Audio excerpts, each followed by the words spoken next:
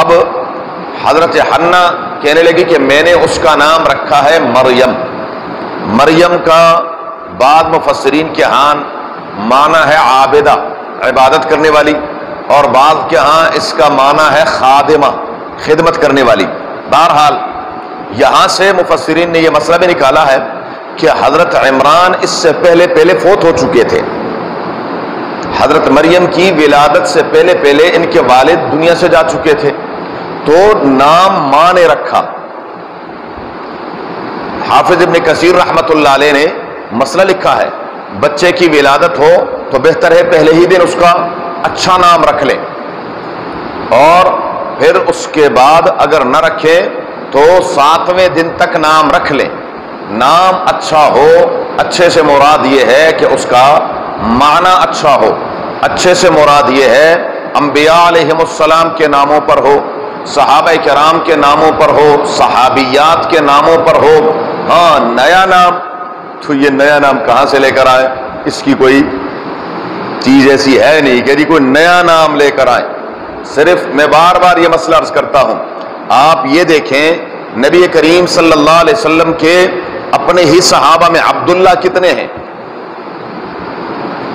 ایک ہی وقت میں عبداللہ ابن عمر، حضرت عمر کے بیٹے کا نام عبداللہ، حضرت عباس کے بیٹے کا نام عبداللہ ابن عباس، حضرت زبیر رسول اللہ مبارک کی سالی کے بیٹے، سب سے پہلا بچہ جو مدینہ منورہ میں پیدا ہوا اس کا نام عبداللہ، رسول اللہ مبارک کے خادم خاص، اتنے خاص خادم کہ عام لوگ سمجھتے تھے کہ گھر کا فرد ہے، حضرت عبداللہ ابن مسعود جلیل القدر صحابی، عبداللہ ابن عمرو ابن العاص، یعنی عبداللہ اتنے ہیں۔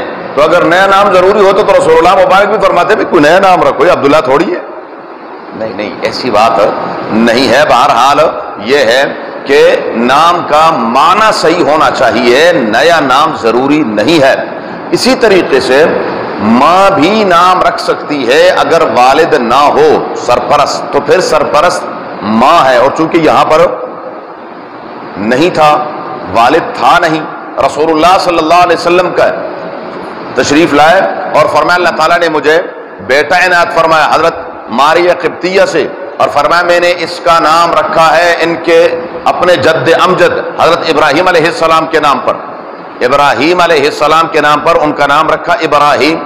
حضرت انس رضی اللہ تعالی عنہ کے بھائی پیدا ہوئے، رسول اللہ مبارک کی خدمت میں پیش کیا گیا، اور ان کا نام بھی حضور نے عبداللہ رکھا، اور گرتی بھی دی، یہ بھی دینی چاہیے باقاعدہ کسی نیک آدمی کی۔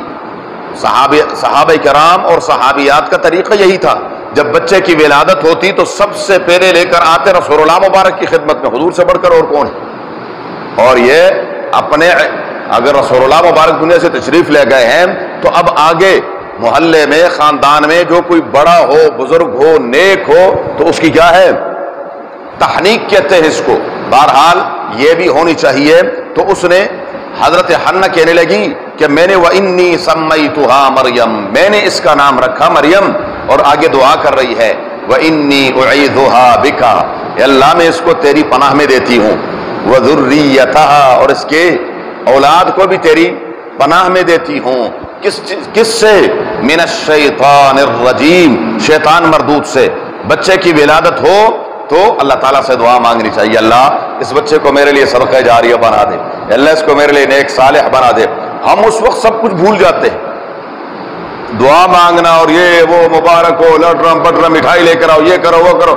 جو اصل کام ہے اللہ سے مانگنا کہ اللہ یہ اولاد ہے، یا اللہ اس کو میرے لیے صدقہ جاریہ بنا دینا، باقیات الصالحات بنا دینا، میرے لیے نیک نامی کا باعث بنا دینا، دعا مانگنی چاہیے۔